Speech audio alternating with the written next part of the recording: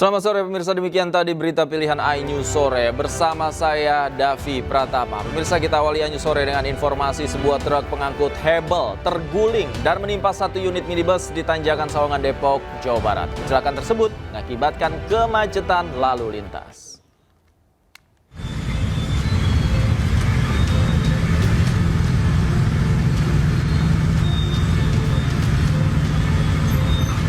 Kemacetan lalu lintas pun tak terhindarkan usai sebuah truk pengangkut hebel atau bata dari beton terguling di Tanjakan Sawangan, Depok, Jawa Barat. Tepatnya di depan Sekolah Yapan, Tugu Batu, Depok.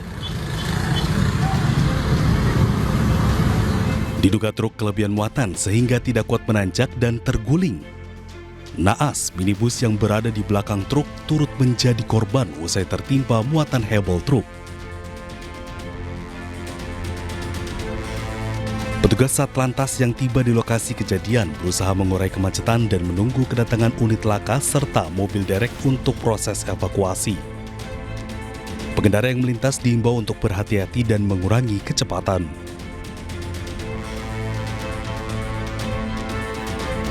Pemirsa, 1 minggu berselang kasus kematian diplomat muda Kementerian Luar Negeri Arya Daru Pangayunan masih menjadi misteri. Polisi hingga kini belum juga mengungkap penyebab pasti kematian korban. 1 minggu berselang kasus kematian diplomat muda Kementerian Luar Negeri Arya Daru Pangayunan dengan wajah tertutup lakban hingga kini masih menjadi misteri. Berbagai dugaan berkembang di publik mengenai apakah kasus ini merupakan pembunuhan atau bunuh diri. Sementara polisi kini masih menyelidiki apa yang sebenarnya menimpa Arya Daru Pangayunan. Namun setelah 1 minggu belum ada kepastian mengenai penyebab kematian korban. Polisi menyelidiki setiap rincian barang bukti, termasuk jejak sidik jari pada lakban yang melilit hingga bagian kepala korban. Selain itu, polisi juga menunggu hasil penyelidikan patologis terhadap organ tubuh korban. Sejumlah saksi sudah diperiksa, termasuk penjaga kos dan istri korban. Usai olah tempat kejadian perkara, polisi memastikan tidak ada dokumen dan barang berharga yang hilang. Tidak ada indikasi kekerasan pada tubuh korban. Sebelumnya diketahui Arya Daru Pangayunan pernah menangani kasus tindak pidana perdagangan orang sebelum kematiannya. Meski demikian, polisi belum mengonfirmasi apakah kasus TPPO yang ditangani memiliki keterkaitan dengan kematian sang diplomat muda. Dari Jakarta, Tim Liputan iNews melaporkan. Pemirsa, kematian diplomat muda Kementerian Luar Negeri Arya Daru Pangayunan masih menjadi misteri. Komisi 1 DPR RI mendorong pihak kepolisian segera usut tuntas kasus tersebut.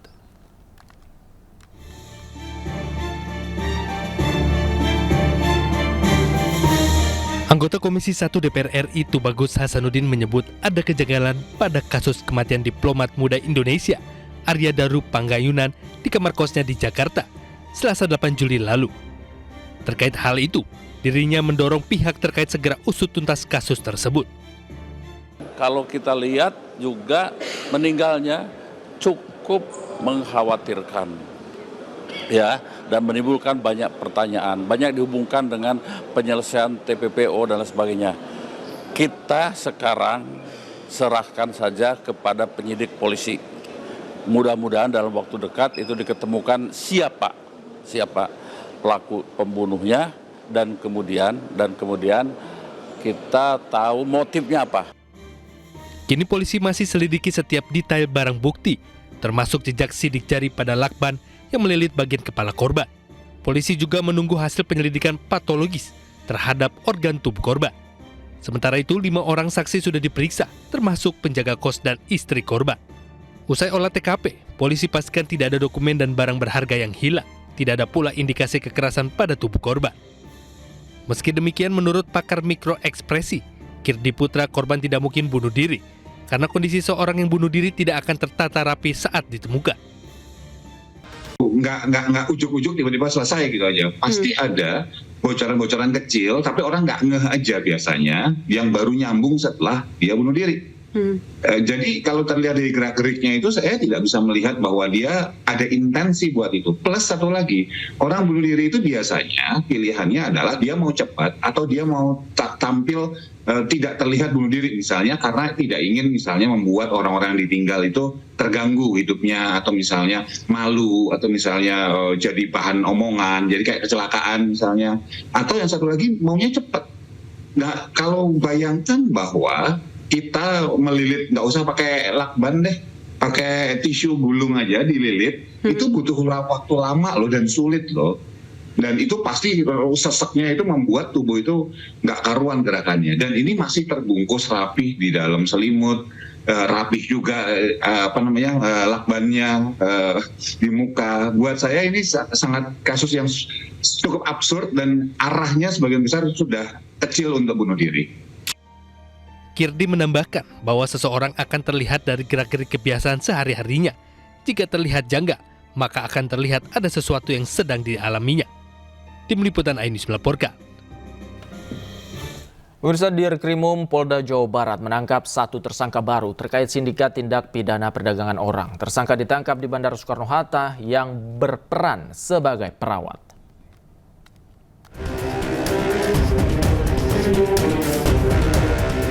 Kasus sindikat tindak pidana perdagangan orang yang dibongkar oleh Ditkrimum Polda Jawa Barat kembali mendapat titik terang. Usai mengembangkan kasus, polisi menangkap 1 lagi tersangka baru di Bandara Soekarno-Hatta, Tangerang, Banten. Tersangka baru yang ditangkap petugas kepolisian ini berinisial Y dan berperan sebagai perawat dari kawasan Singapura. Polisi juga mengungkapkan korban penjualan manusia berasal dari Kabupaten Bandung.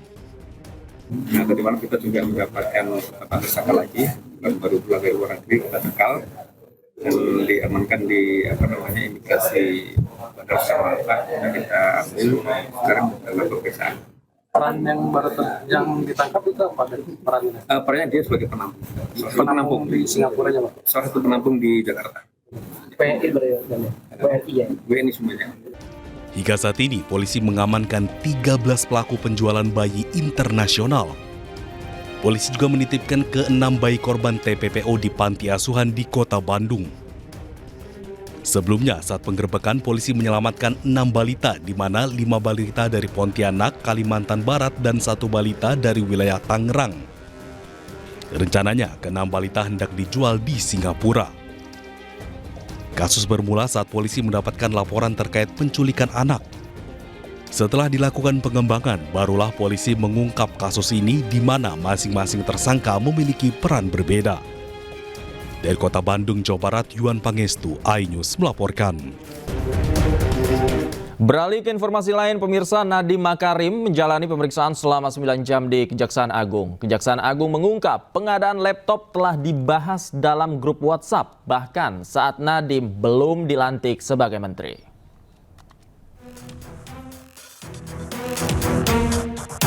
Izinkan saya kembali ke keluarga saya.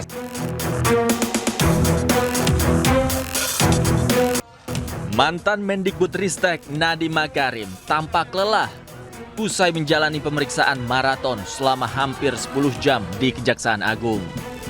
Ia diperiksa untuk kedua kalinya dalam kasus dugaan korupsi pengadaan laptop yang merugikan negara 9,9 triliun rupiah. Usai diperiksa, tak banyak kata yang keluar dari mulut Nadiem Makarim. Dengan raut wajah yang sedikit lelah, Nadiem hanya mengucapkan terima kasih pada Kejaksaan Agung dan bilang, izinkan saya kembali ke keluarga saya. Saya baru saja selesai panggilan kedua saya dan saya ingin berterima kasih sebesar-besarnya kepada pihak kejaksaan karena memberikan saya kesempatan untuk memberikan penerangan terhadap kasus ini. Terima kasih sekali lagi untuk teman-teman media, izinkan saya kembali ke keluarga saya. Terima kasih. Sementara itu, Kejaksaan Agung mengungkap bahwa Nadiem bersama dengan staf khususnya sempat membuat grup WhatsApp bernama Mas Menteri Kortim. Dalam grup WhatsApp ini, sudah ada pembahasan tentang program digitalisasi di Kemendikbudristek. Dan program ini berlanjut setelah Nadiem Makarim dilantik menjadi menteri. Membentuk grup WhatsApp bernama Mas Menteri Kortem yang sudah membahas mengenai rencana pengadaan program digitalisasi pendidikan di Kemendikbudristek, dan apabila nanti 6 diangkat sebagai Menteri Kemendikbudristek. Kemudian pada tanggal 19 Oktober 2019, 6 diangkat sebagai Menteri di Kemendikbudristek. Dari fakta tersebut, Kejaksaan Agung menyimpulkan bahwa rencana proyek digitalisasi telah ada sebelum Nadiem Makarim menjadi menteri. Bahkan, Nadiem Makarim diduga memerintahkan agar melaksanakan pengadaan tahun 2020 hingga 2022 menggunakan Chrome OS dari Google. Padahal saat itu proses pengadaan belum dilaksanakan. Dari Jakarta, tim Liputan iNews melaporkan. Pemirsa, Kejaksaan Agung menetapkan 4 mantan anak buah Nadiem Makarim menjadi tersangka dalam kasus pengadaan laptop dengan anggaran 9,3 triliun rupiah. Salah satu tersangka yakni mantan staf khusus Nadiem ditetapkan sebagai DPO oleh Kejaksaan Agung.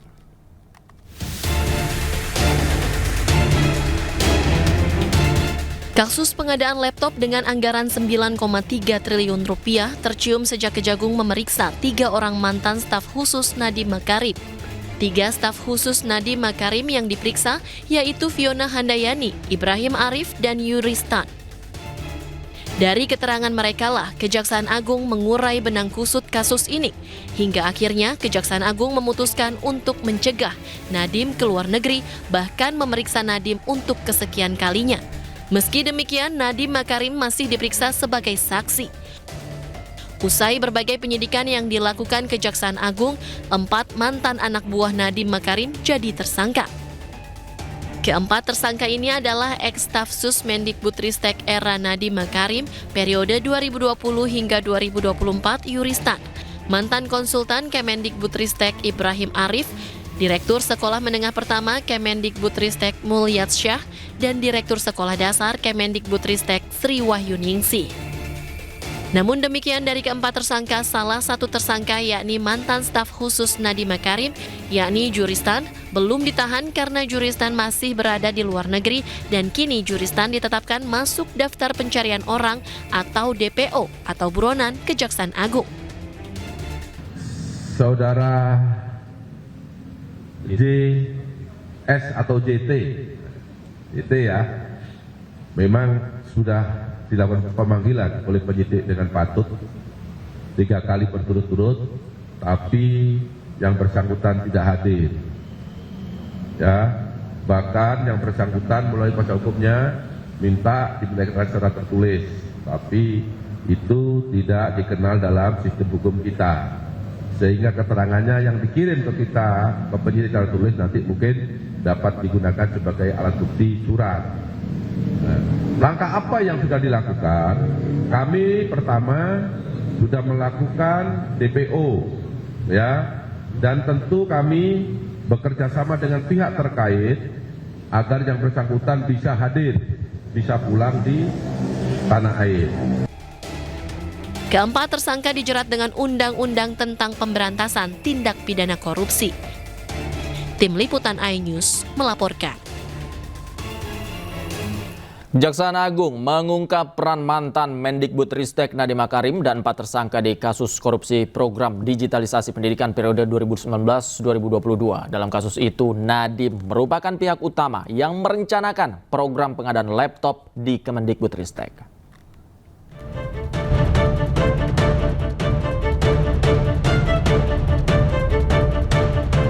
Nama Nadiem Makarim terseret dalam dugaan korupsi pengadaan laptop di Kemendikbudristek saat ia menjabat sebagai menteri. Tak tanggung-tanggung kerugian negara akibat praktik haram tersebut senilai 9,9 triliun rupiah. Dalam kasus yang masih terus bergulir ini, Kejagung mengungkapkan bahwa program pengadaan digitalisasi pendidikan teknologi, informasi dan komunikasi di Kemendikbudristek tahun 2020-2022 telah direncanakan sebelum Nadiem Makarim ditunjuk menjadi Mendikbudristek. Nadiem bersama dua mantan staf susnya telah memiliki perannya masing-masing, yakni Kyuristan dan Fiona Handayani. Adapun Ibrahim Arif masuk ke dalam anggota dari tim review kajian. Hal itu dibicarakan dalam sebuah grup WhatsApp bernama Mas Menteri Kortim yang beranggotakan Kyuristan dan Fiona Handayani bersama Nadiem Makarim. Sementara pada tanggal 19 Oktober 2019, Nadiem Makarim diangkat menjadi Mendikbudristek. Pada bulan Desember 2019, Kyuristan yang menjadi staf sus Mendikbudristek mewakili Nadiem Makarim membahas teknis pengadaan teknologi informasi dan komunikasi menggunakan Chrome OS.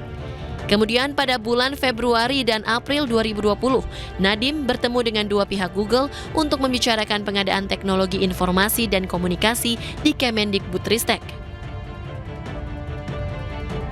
Sementara puncaknya pada tanggal 6 Mei 2020, Sriwayuningsi dan Mulyatsyah disebut sebagai pelaksana kebijakan pengadaan laptop Chromebook di Kemendikbudristek. Keduanya mengikuti rapat Zoom yang dipimpin langsung oleh Menteri Pendidikan saat itu, Nadiem Makarim. Tim Liputan iNews melaporkan. Kembali di iNews Sore, pemirsa, fenomena sound horeg menimbulkan polemik. MUI Provinsi Jawa Timur telah mengeluarkan fatwa haram karena sound horeg dinilai mengganggu.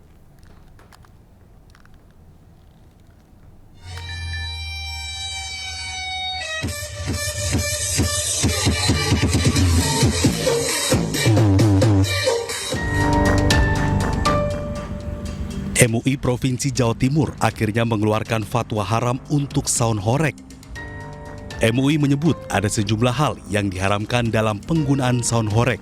Salah satunya penggunaan sound dengan intensitas suara melebihi batas wajar dan mengganggu orang lain. Mengganggu ketertiban masyarakat dan juga kesehatan. Sehingga dari dampak tersebut sudah bisa dipastikan itu adalah sifatnya madharat. Apalagi dalam rangkaian dari pertunjukan sound horeg tersebut ada kemaksiatan-kemaksiatan, misalkan di sana ada joget tarian dengan seorang perempuan yang berbusana yang membuka aurat. Itu tentunya melanggar syariat. Juga ada minum-minuman yang biasa mengiringi kegiatan tersebut, itu juga dilarang oleh syariat dan agama.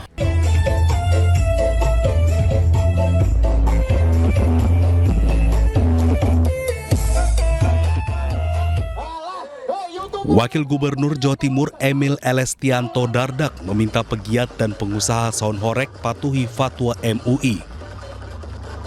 Bahwa pemanfaatan sound system yang tidak sesuai kaidah-kaidah itu diharamkan. Pemanfaatan sound system yang tidak sesuai kaidah-kaidah diharamkan. Apa saja ada jelas di fatwanya. Dilalah sebelum fatwa ini keluar, kami kemarin dengan teman-teman Rijalul Ansor itu melakukan juga diskusi mengenai kaedah-kaedah yang tidak boleh dilanggar. Jadi semua harus patuh aturan.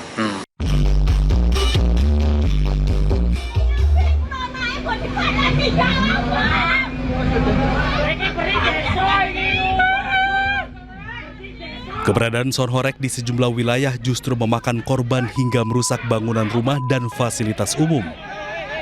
Tak sedikit pula warga yang berselisih saat rombongan sound horeg melintasi wilayah mereka.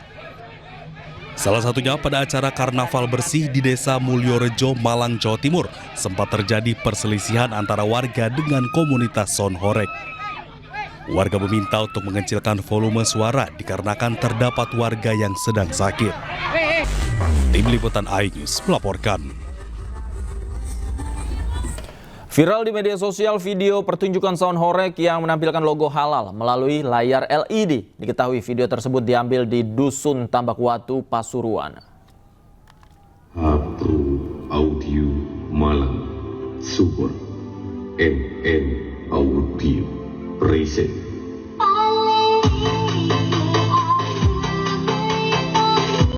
Cuplikan video terkait sound horeg yang menampilkan logo halal melalui layar LED viral di media sosial.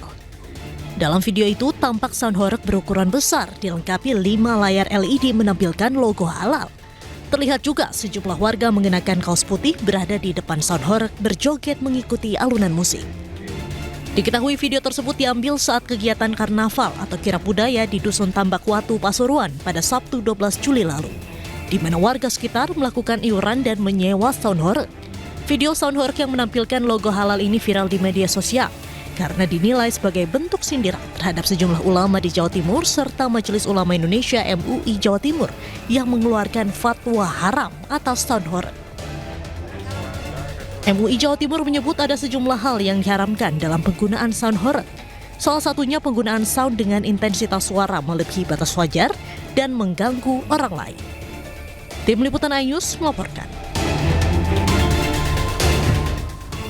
Dan pemirsa, untuk membahas lengkapnya kami telah terhubung dengan Sekretaris Majelis Ulama Indonesia Provinsi Jawa Timur Kiai Haji Hasan Ubaidillah, dan kami juga masih sambil menghubungi perwakilan dari komunitas sound horeg untuk bergabung dalam diskusi kita sore hari ini. Sambil menunggu, saya langsung sapa. Selamat sore Pak Kiai Hasan. Assalamualaikum, apa kabar? Selamat sore. Waalaikumsalam warahmatullahi wabarakatuh. Baik, Pak Kiai, sudah lihat tampilan video yang tadi. Ada yang viral di media sosial ketika pertunjukan sound horeg, ada logo-logo halal seperti itu. Anda melihatnya seperti apa, Pak Kiai? Ya, tentu hal tersebut harus ditertibkan lah. Inilah aparat penegak hukum, aparatur daerah itu harus menertibkan itu. Karena untuk pencantuman logo halal itu ada aturannya. Sehingga karena aturannya sudah jelas, maka ketika ada masyarakat yang mencantumkan tanpa ada prosedur yang seharusnya dilakukan sesuai regulasi, ya tentunya itu harus ditertibkan. Apalagi ini terkait dengan masalah halal haram yang itu merupakan domain agama, sehingga tidak gampang mencantumkan logo itu ada konsekuensi, tidak hanya konsekuensi sosial tapi juga konsekuensi akhirat itu. Karena ini tidak main-main, ini persoalan agama, persoalan ajaran keagamaan kita. Baik, ini terjadi ketika MUI Jawa Timur sudah mengeluarkan fatwa haram. Ketika mengeluarkan fatwa itu, Pak Kiai, apa yang disampaikan oleh MUI kepada mungkin pengelola komunitas dan juga komunitas sound horeg? Kalau dilihat dari klausul pada diktum-diktum hasil fatwa MUI Jawa Timur, kan sudah jelas pada poin nomor 1 bahwa menggunakan teknologi untuk hal-hal yang positif dan tidak menabrak regulasi serta prinsip-prinsip agama itu tetap diperbolehkan. Ini kan persoalannya sound horeg sebagaimana kita lihat dalam tayangan itu sangat berpotensi mengganggu ketertiban masyarakat. Kita lihat ada perusakan di sana, ada potensi tawuran, dan juga di sana keramaian-keramaian itu berujung konflik-konflik horizontal. Di sini yang kemudian penting sekali untuk diperhatikan bersama. Terlebih ini pemicunya adalah karena tadi itu ada permintaan dari masyarakat mengecilkan suaranya karena ada orang sakit. Karena bentuk arogansi dan kepentingan sepihak, maka terjadi konflik tersebut. Nah, hal-hal ini yang tentu kita harus antisipasi dan tidak kita inginkan bersama. Oke, Pak Kiai, kemudian ada juga yang menyoroti dampak dari fatwa haram ini. Katakanlah pemilik bisnis sound horeg juga jadi lesu, kemudian mereka juga jadi tidak laku lagi dipakai jasanya oleh masyarakat. Tanggapan Anda? Ya, tentu masing-masing memiliki perspektif sendiri. Kalau toh memang itu dirasakan dampaknya seperti itu, harus menyelaraskan saja. Sehingga hal-hal seperti ini penting sekali untuk dikomunikasikan. Kalau kita lihat secara umum ya, memang hanya pelaku industri sound horeg ini saja yang mungkin ya merasa ada dampaknya. Tapi kan kemaslahatan lebih luas itu kan harus dipertimbangkan. Jadi kita tidak bisa kemudian membela kepentingan segelintir orang, kemudian mengorbankan kepentingan banyak orang. Maka prinsipnya kita itu bagaimana keberadaan sound horeg itu tidak mengganggu kenyamanan masyarakat, ketertiban masyarakat, merugikan masyarakat, itu yang penting. Sehingga jangan disalahartikan bahwa keberadaan fatwa itu merugikan sekelompok orang. Jangan, karena kita itu untuk melindungi atau untuk memberikan pedoman kepada masyarakat yang lebih luas. Ini yang harus dipahami bersama. Ketika itu berimbas kepada pelaku industri itu merupakan konsekuensi, dan apabila mereka mau menyelaraskan dengan tidak mengganggu ketertiban umum, tidak melanggar prinsip-prinsip agama dan juga regulasi, ini tetap masih bisa berjalan kok. Apalagi kemudian ada event-event tertentu yang difasilitasi oleh pemerintah daerah ataupun para pihak yang menjadi EO-nya, yang itu dapat meminimalisir kemudorotan yang ada. Itu masih tetap saja bisa berjalan. Baik, Pak Kiai, menurut Anda sanksi yang diberikan ketika sound horeg ini masih berjalan, kemudian juga hal-hal yang tidak diinginkan masih terjadi, apakah perlu? Ya, tentunya yang memberikan sanksi itu kalau masyarakat ya masyarakat. Kalau sudah ada regulasi dan peraturan perundang-undangannya, yaitu aparatur negara. Polisian di sini bisa menertibkan. Itu kalau dampak-dampak negatif yang ditimbulkan. Maka terkait dengan persoalan sanksi, itu domainnya negara, itu domainnya aparat. Fatwa MUI ini hanya memberikan penegasan-penegasan sesuai dengan argumentasi syariah, argumentasi agama, yang itu memang diminta oleh masyarakat agar mereka itu memiliki pedoman atau panduan secara keagamaan. Oke, bagaimana regulasi yang ada sekarang menurut Anda, Pak Kiai? Tentunya regulasi yang mengatur secara spesifik terkait dengan sound horeg, ya mungkin itu masih akan dibuat. Tapi secara umum ada regulasi yang mengatur ketertiban umum, Kamtibmas. Nah, itu bisa digunakan sebenarnya untuk menertibkan hal-hal yang berpotensi merugikan, bahkan membuat ricuh di masyarakat. Memang pemerintah daerah itu mungkin harus lebih spesifik lagi ya terkait dengan aturan tersebut, sehingga regulasi-regulasi yang ada itu bisa digunakan untuk menertibkan keberadaan sound horeg ini. Oke, Pak Kiai, kalau yang di Pasuruan tadi yang menampilkan logo halal ini, Anda sudah mendapatkan laporan. Siapa sebenarnya pengelolanya?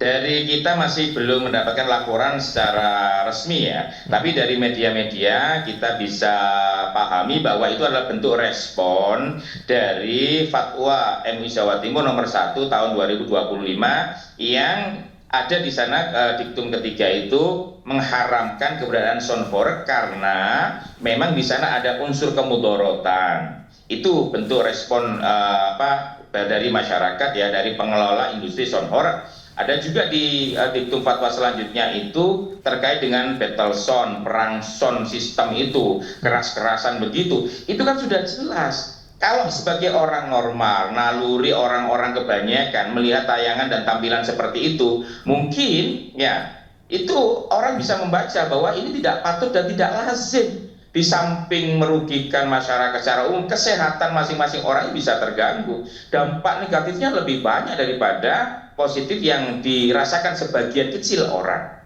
Itu yang penting untuk digarisbawahi. Iya, dan sebelum fatwa haram ini keluar juga sudah ada kajian tertentu kan yang sudah dilakukan, Pak Kiai?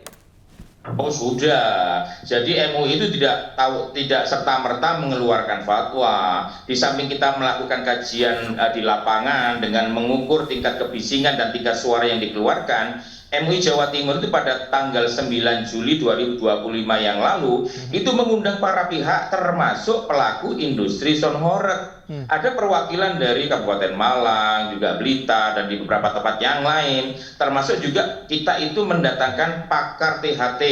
Jadi UNER dari Rumah Sakit Dr. Sutomo. Itu juga memberikan penjelasan-penjelasan tentang dampak yang ditimbulkan akibat kebisingan suara yang dikeluarkan oleh sound horeg, yang diantaranya bisa menyebabkan ketulian permanen, kemudian ada potensi penyakit kardio, yang ada penyakit jantung dan lain sebagainya. Itu yang disampaikan oleh pakar THT tersebut. Di samping tentu ya dampak kesehatan yang lain, dan juga yang perlu diperhatikan dampak-dampak sosialnya. Bagaimana anak-anak kecil ketika melihat tontonan-tontonan yang tidak lazim seperti itu kan secara tidak langsung berpengaruh kepada mentalitas dan moralitas anak bangsa kita. Baik, dan Pak Kiai dan pemirsa juga sudah bergabung bersama kami perwakilan dari komunitas sound horeg, ada David Blizzard. Selamat sore, Mas David, seperti apa tanggapan Anda? Tadi ada juga yang viral di media sosial,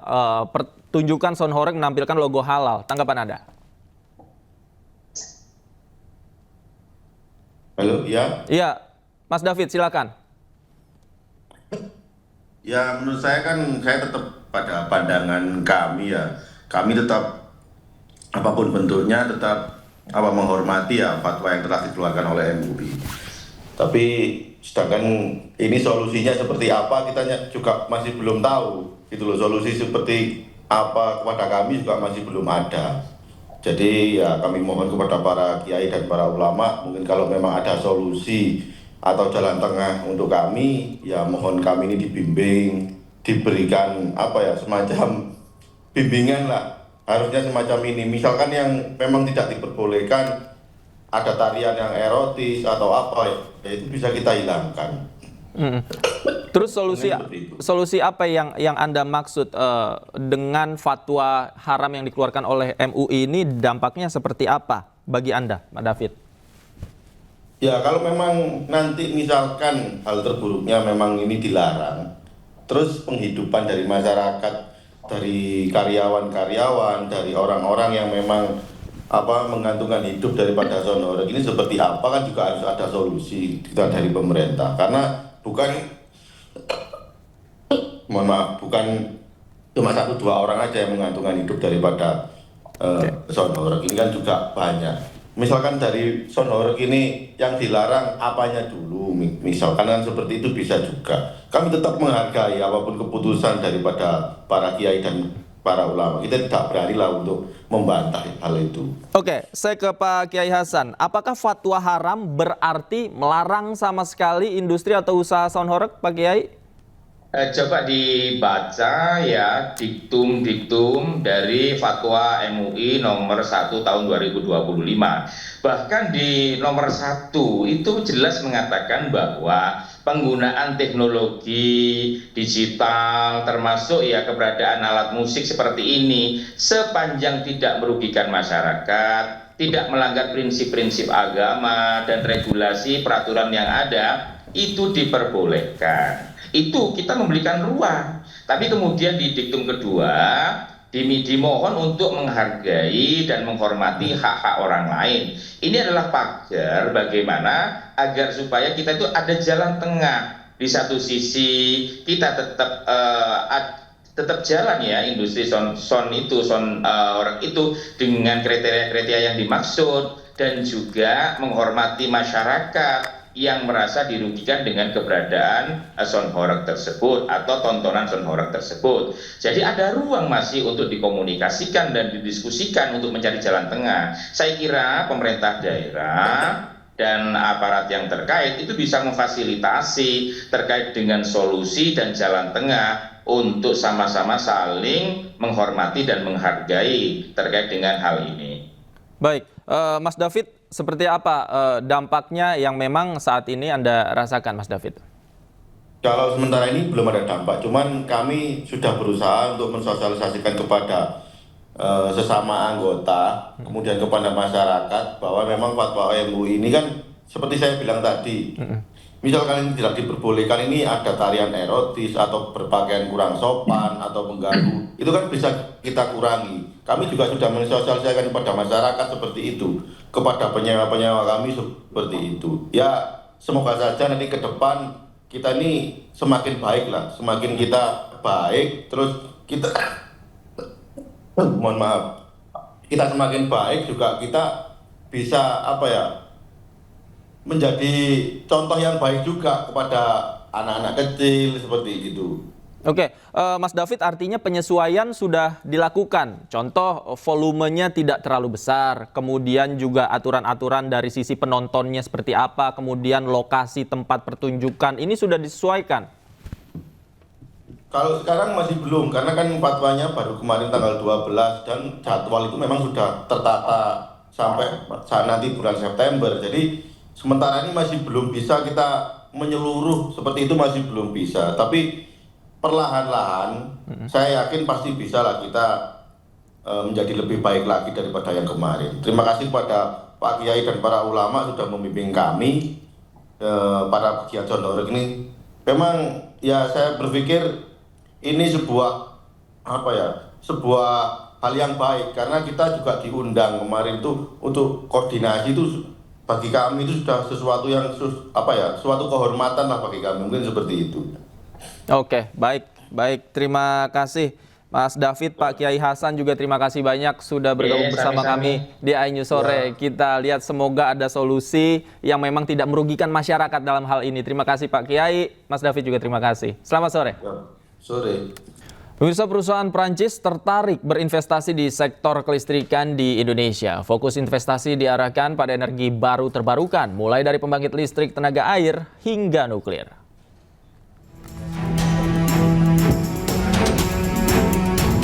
Perusahaan Prancis tertarik berinvestasi di sektor kelistrikan di Indonesia. Fokus investasi diarahkan pada energi baru terbarukan mulai dari pembangkit listrik tenaga air hingga pembangkit listrik tenaga nuklir. Hal itu disampaikan langsung oleh utusan khusus Presiden Bidang Energi dan Iklim, Hashim Joyo Hadikusumo, usai menghadiri French Indonesia Business Breakfast Dialogue di Paris, Prancis. Hashim menyebut industri nuklir di Prancis sangat kuat karena 80% sumber listrik di Prancis dari tenaga nuklir. Ya, banyak perusahaan Eropa, tapi khususnya Prancis ingin berpartisipasi dalam program misalnya kelistrikan, ya. Tadi ada yang berminat untuk hydropower, ya, bendungan, tenaga air. Terus kalian sudah tahu ya bahwa industri nuklir Prancis sangat kuat. 80% listrik di Prancis itu hasil dari.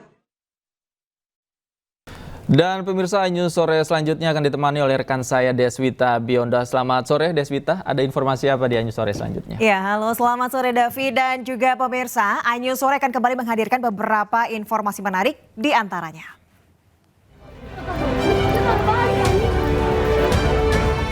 Dua bangunan rumah di Duren Sawit, Jakarta Timur ludes dilalap api.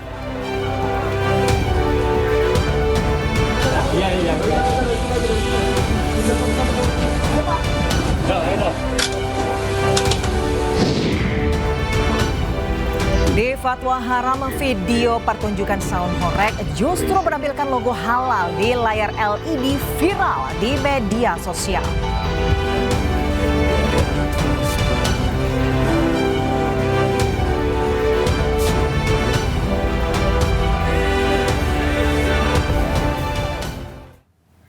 Pemirsa, dua bangunan rumah di Duren Sawit, Jakarta Timur terbakar. Diduga kebakaran terjadi akibat adanya korsleting arus pendek listrik.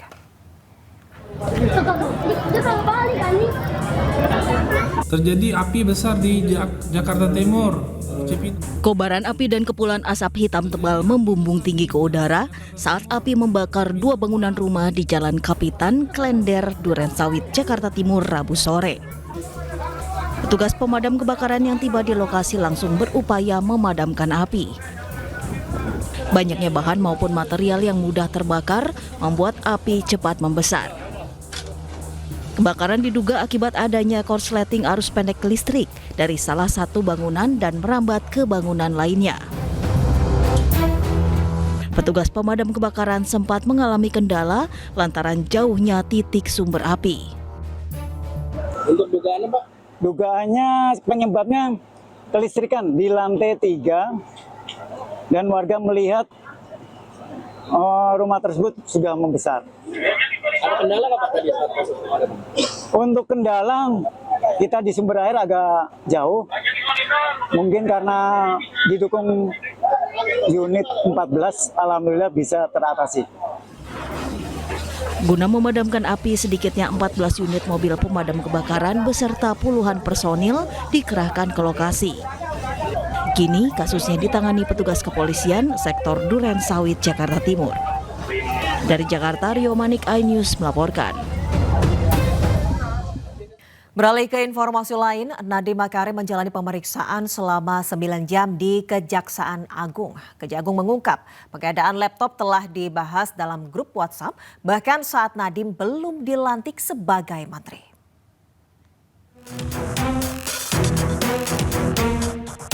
Izinkan saya kembali ke keluarga saya.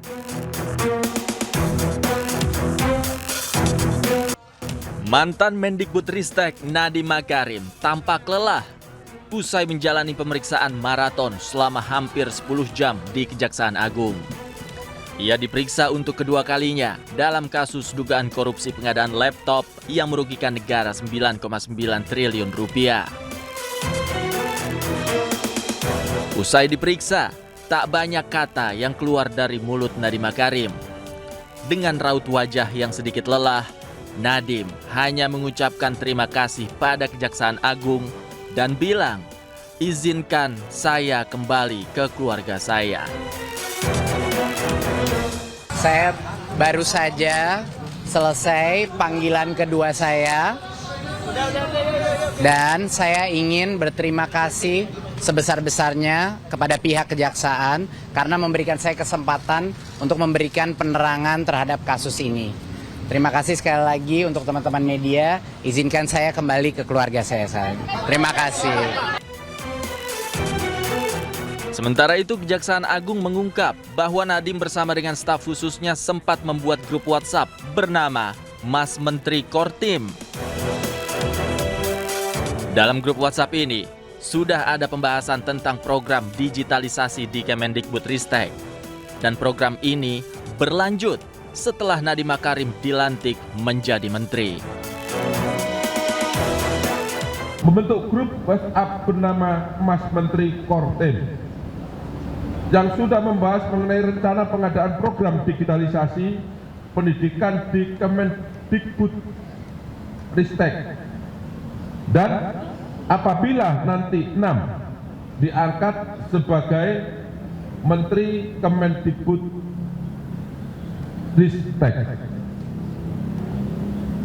Kemudian pada tanggal 19 Oktober 2019, 6 diangkat sebagai Menteri di Kemendikbudristek.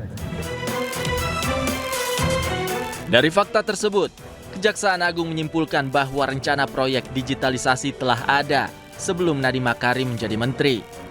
Bahkan, Nadiem Makarim diduga memerintahkan agar melaksanakan pengadaan tahun 2020 hingga 2022 menggunakan Chrome OS dari Google. Padahal, saat itu proses pengadaan belum dilaksanakan. Dari Jakarta, tim Liputan iNews melaporkan.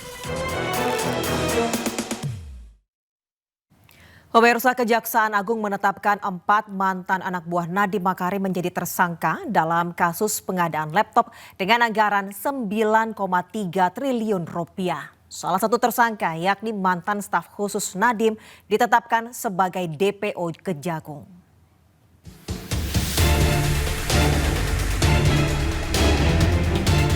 Kasus pengadaan laptop dengan anggaran 9,3 triliun rupiah tercium sejak Kejagung memeriksa 3 orang mantan staf khusus Nadiem Makarim. 3 staf khusus Nadiem Makarim yang diperiksa yaitu Fiona Handayani, Ibrahim Arif, dan Yuristan. Dari keterangan mereka lah Kejaksaan Agung mengurai benang kusut kasus ini. Hingga akhirnya Kejaksaan Agung memutuskan untuk mencegah Nadiem ke luar negeri, bahkan memeriksa Nadiem untuk kesekian kalinya. Meski demikian, Nadiem Makarim masih diperiksa sebagai saksi. Usai berbagai penyidikan yang dilakukan Kejaksaan Agung, 4 mantan anak buah Nadiem Makarim jadi tersangka. Keempat tersangka ini adalah ex-Stafsus Mendikbudristek era Nadiem Makarim periode 2020 hingga 2024 Yuristan, mantan konsultan Kemendikbudristek Ibrahim Arif, Direktur Sekolah Menengah Pertama Kemendikbudristek Mulyatsyah, dan Direktur Sekolah Dasar Kemendikbudristek Sri Wahyuningsih. Namun demikian, dari keempat tersangka, salah satu tersangka yakni mantan staf khusus Nadiem Makarim, yakni Juristan, belum ditahan karena Juristan masih berada di luar negeri dan kini Juristan ditetapkan masuk daftar pencarian orang atau DPO atau buronan Kejaksaan Agung. Saudara JS atau JT ya, memang sudah dilakukan pemanggilan oleh penyidik dengan patut 3 kali berturut-turut, tapi yang bersangkutan tidak hadir. Ya, bahkan yang bersangkutan melalui kuasa hukumnya minta dimintakan secara tertulis, tapi itu tidak dikenal dalam sistem hukum kita. Sehingga keterangannya yang dikirim ke kita, ke penyidik secara tulis nanti mungkin dapat digunakan sebagai alat bukti surat. Nah, langkah apa yang sudah dilakukan? Kami pertama sudah melakukan DPO, ya, dan tentu kami bekerja sama dengan pihak terkait agar yang bersangkutan bisa hadir, bisa pulang di tanah air. Keempat tersangka dijerat dengan Undang-Undang tentang Pemberantasan Tindak Pidana Korupsi. Tim Liputan iNews melaporkan. Pemirsa, Anda kembali di iNews Sore. Presiden Amerika Serikat Donald Trump memangkas tarif impor untuk Indonesia menjadi 19%.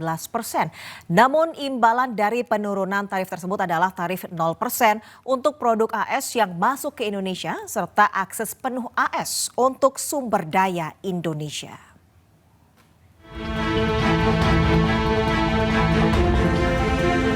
Presiden Amerika Serikat Donald Trump resmi mematok tarif impor barang asal Indonesia yang masuk Amerika Serikat sebesar 19%. Trump mengklaim kesempatan ini tercapai setelah ia berbicara langsung dengan Presiden Prabowo Subianto. So we made a deal with Indonesia. I spoke to their really great president, very popular, very strong, smart, and we made the deal. We have full access to Indonesia, everything. As you know, Indonesia is very strong on copper, but we have full access to everything. We will pay no tariffs. So they are giving us access into Indonesia, which we never had. That's probably the biggest part of the deal. And the other part is they are going to pay 19%, and we are going to pay nothing. I think it's a good deal for both parties, but we will have full access into Indonesia. Menariknya, Trump memberikan sejumlah syarat supaya Indonesia bisa menikmati tarif ini. Pertama, Indonesia harus bebaskan tarif atas semua produk yang diekspor AS. Kemudian Indonesia harus mematuhi untuk membeli energi senilai 15 miliar dolar Amerika Serikat atau setara 244,74 triliun rupiah. Indonesia juga harus mengimpor produk pertanian AS senilai 4,5 miliar Amerika Serikat atau setara 73 triliun rupiah. Terakhir, Indonesia diharuskan membeli 50 pesawat buatan Boeing.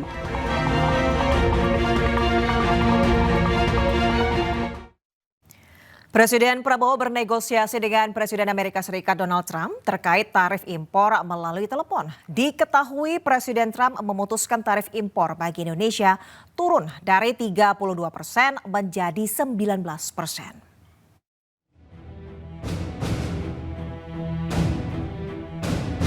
Presiden Prabowo Subianto melakukan komunikasi via sambungan telepon dengan Presiden Amerika Serikat Donald Trump dalam menegosiasi tarif impor bagi Indonesia. Presiden menyebut negosiasi dengan pihak Amerika Serikat mengenai tarif impor ini berjalan cukup alot. Dan Trump merupakan negosiator yang cukup keras. Hal tersebut disampaikan oleh Presiden Prabowo sesampainya di Indonesia usai melakukan kunjungan ke sejumlah negara. Meski demikian, Presiden Trump akhirnya memutuskan tarif impor bagi Indonesia turun ke 19% dari keputusan awal yakni 32%. Saya bicara dengan Presiden Donald Trump. Ya, alhamdulillah juga penuh dengan alot. Akhirnya ada kesepakatan, kita juga akan istilahnya kita memahami kepentingan mereka memahami kepentingan kita, dan kita sepakati sekarang kalau nggak salah ya tarifnya dari 32 diturunkan jadi 19. Ya, saya tetap nego. Saya katakan beliau ini seorang negosiator yang cukup keras juga itu. Presiden Prabowo Subianto juga mengungkapkan rencananya untuk bertemu dengan Presiden Amerika Serikat Donald Trump pada bulan September atau Oktober tahun ini. Tim Liputan iNews melaporkan. Pemerintah mengakui kelapa sawit menjadi salah satu sektor yang terdampak signifikan dari Perjanjian Perdagangan Bebas Indonesia-European Union Comprehensive Economic Partnership Agreement atau IEU-CEPA. Meski tidak dikenakan sanksi, Uni Eropa meminta sejumlah syarat terkait kelapa sawit asal Indonesia. Indonesia dan Uni Eropa bakal membuka babak baru melalui Perjanjian Perdagangan Bebas Indonesia-European Union Comprehensive Economic Partnership Agreement atau EU-CEPA setelah negosiasi yang cukup alot selama 10 tahun. Utusan khusus Presiden Bidang Energi dan Iklim Hasim Joyo Hadikusumo mengatakan, kelapa sawit menjadi salah satu sektor yang terdampak signifikan dari kesepakatan tersebut. Menurut Hasim, kelapa sawit asal Indonesia tidak dikenakan sanksi oleh Uni Eropa, melainkan sangat dibutuhkan oleh industri di kawasan Uni Eropa. Meski demikian, Uni Eropa juga meminta sejumlah syarat kepada Indonesia terkait kelapa sawit. Permintaan tersebut juga sudah mendapatkan persetujuan dari Presiden Prabowo. Bulan September akan nanti ditandatangani agreement yang luar biasa yang sangat menguntungkan eksportir Indonesia. Ya, termasuk eksportir kelapa sawit. Eksportir kelapa sawit sangat-sangat diuntungkan dengan perjanjian itu yang disepakati.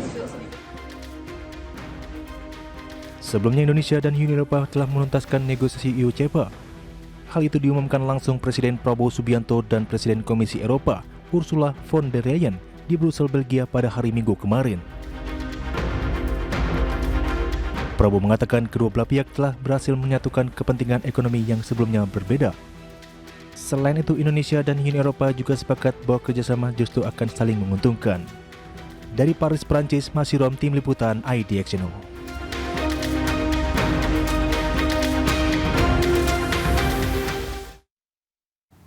Kita ke informasi lainnya, pemirsa, Wakil Presiden Gibran Rakabuming Raka kembali menjadi sorotan. Kali ini Wapres Gibran menyebut kemenyan adalah bahan baku dari parfum mahal.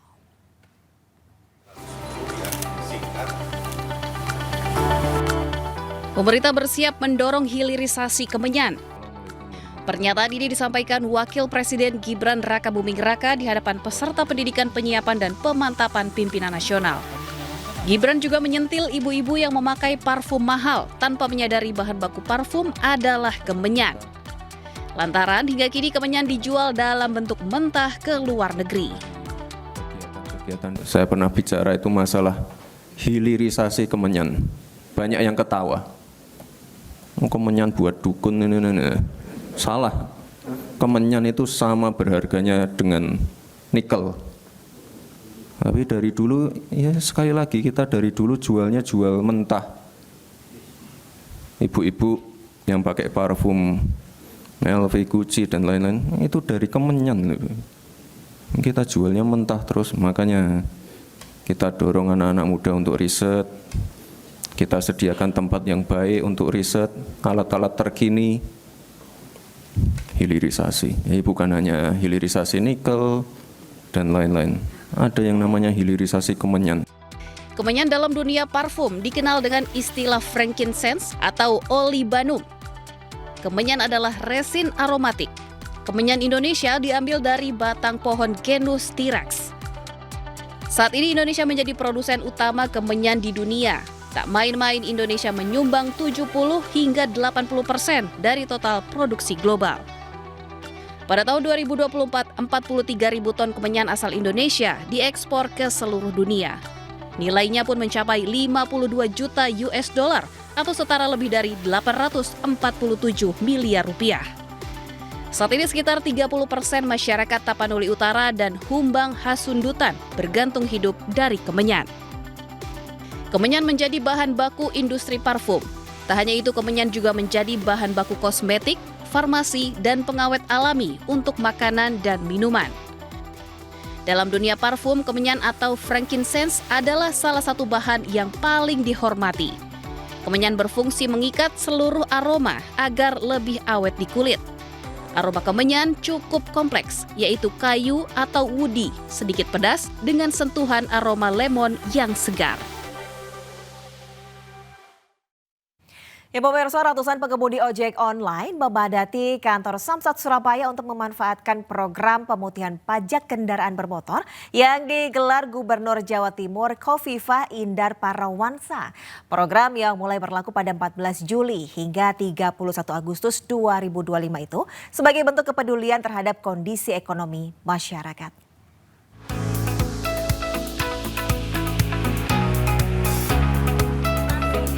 Sekitar 300 pengemudi ojek online dari berbagai aplikator di kota Surabaya berdatangan di kantor Samsat Surabaya, Jalan Manyar, Kertoarjo, Surabaya, Jawa Timur. Mereka memanfaatkan program pemutihan pajak kendaraan yang digelar pemerintah Provinsi Jawa Timur Rabu pagi. Berbeda dengan program sebelumnya, kebijakan tahun ini diperluas dengan menyasar pengemudi ojek online atau ojol dan masyarakat kurang mampu yang masuk dalam data percepatan penghapusan kemiskinan ekstrim atau P3KE. Dalam kebijakan ini, mereka dibebaskan dari seluruh tunggakan pajak kendaraan bermotor tahun 2024 ke bawah. Kebijakan ini pun disambut positif para pengemudi ojol. Kita juga tahun ini banyak yang bayar sekolah, masuk sekolah itu lumayan, jadi kan dengar-dengarnya nggak kebayar.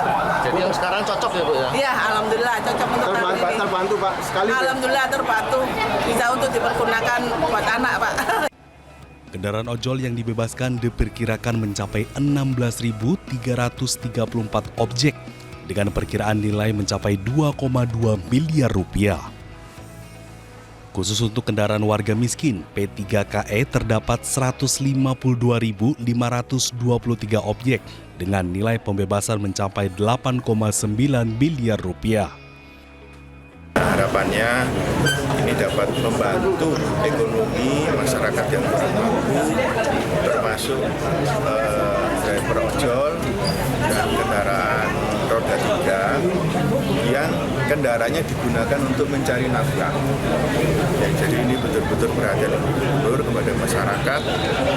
Program yang dimulai berlaku pada 14 Juli hingga 31 Agustus 2025 ini sebagai bentuk kepedulian terhadap kondisi ekonomi masyarakat. Dari Surabaya, Jawa Timur, Yuda Prawira, iNews melaporkan. Pemirsa, ahli digital forensik Rismon Sianipar melaporkan Presiden ke-7 Joko Widodo ke Polda DIY. Jokowi dilaporkan karena dianggap menyebarkan berita bohong soal dosen pembimbingnya saat kuliah di Fakultas Kehutanan UGM, Yogyakarta.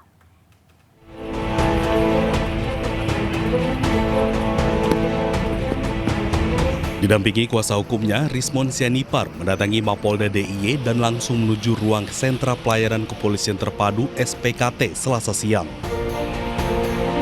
Rismon melaporkan Presiden ke-7 Joko Widodo atas dugaan menyebarkan berita bohong soal dosen pembimbingnya saat kuliah di UGM bernama Kas Mujo.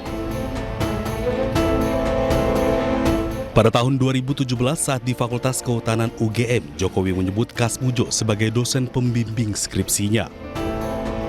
Namun pada Mei 2025, Kas Mujo menyebut dirinya bukan dosen pembimbing skripsi, melainkan dosen pembimbing akademik.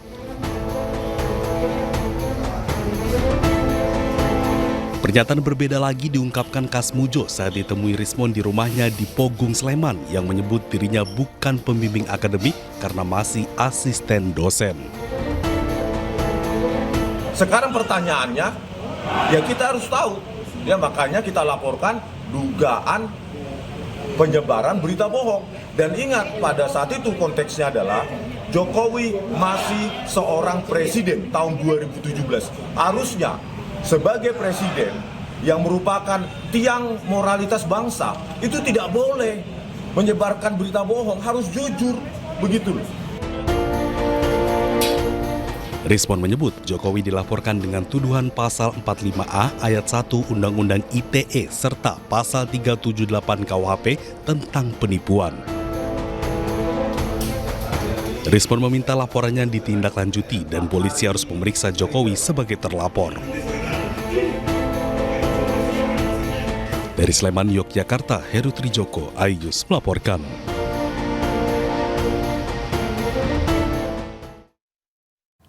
Sementara itu, Roy Suryo tetap melawan meski laporan Jokowi soal tudingan ijazah palsu naik ke tahap penyidikan. Roy mengklaim telah mengantongi bukti baru tentang ijazah Jokowi. Dan pemirsa, usai sudah kebersamaan kita dalam iNews sore hari ini. Temukan informasi-informasi terbaru lainnya di www.inews.id. Cuplikan tayangan berita iNews dapat Anda saksikan di kanal YouTube @official_inews. Dan jangan lupa saksikan Rakyat Bersuara sesaat lagi bersama rekan saya, Aiman Wicaksono. Update informasi terbaru Anda dengan berita-berita aktual juga hangat dan sejukkan dulu dengan air mineral yang murni dan alami. Saya Deswita Bionda pamit undur diri. Selamat beraktivitas. Sampai jumpa.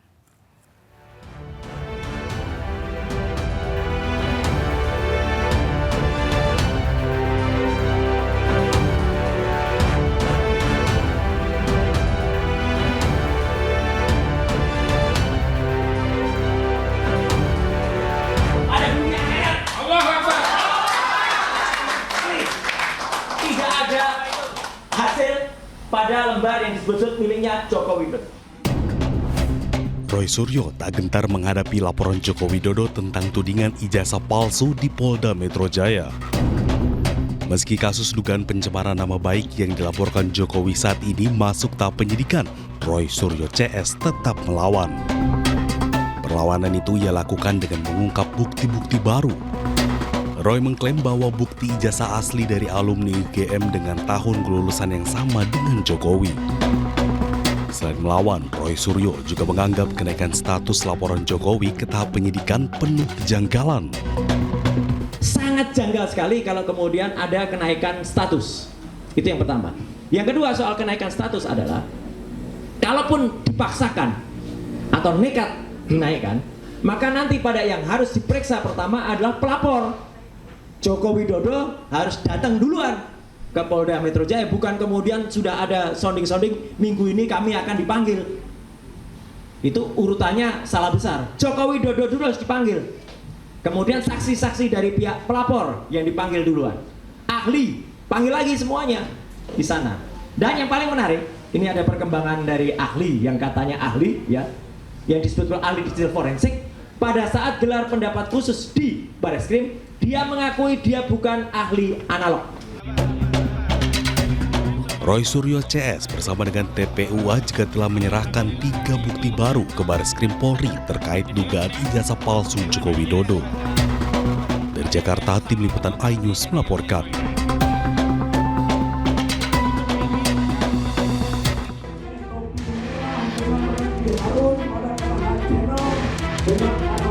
Tim pembela ulama dan aktivis atau TPUA kembali mendatangi Bareskrim Polri. Kedatangan TPUA untuk menyerahkan 3 bukti baru terkait ijazah Jokowi. TPUA mengaku tidak puas dengan hasil gelar perkara khusus dan penyidikan Bareskrim sebelumnya. Mereka pun berharap Bareskrim segera tetapkan tersangka. Dari dugaan ijazah palsu yang dilaporkan oleh pihak TPUA itu memiliki data yang cukup kuat. Kemudian yang kedua, tidak bisa dihentikan penyelidikan seperti pada tanggal 22 Mei yang lalu. Jadi saat ini pihak Bareskrim harus menindaklanjuti sampai akhirnya ditemukan bukti-bukti kuat untuk bisa meningkatkan penyelidikan menjadi penyidikan. Jangan hanya kasus di Polda Metro Jaya saja dengan bukti sederhana langsung naik ke penyidikan dari penyelidikan. Jadi harapannya sesuai dengan bukti yang diajukan sekarang ini adalah peningkatan proses tersebut bisa ke penyidikan dan ditemukan nanti tersangkanya. Karena satu yang dilaporkan yang utama adalah Joko Widodo. Sebelumnya Bareskrim Polri telah melakukan gelar perkara khusus ijazah Jokowi. Namun dalam gelar perkara tersebut, tim pembela ulama dan aktivis ulama tidak puas karena Bareskrim tak juga tunjukkan ijazah Jokowi ke publik. Tim liputan iNews melaporkan.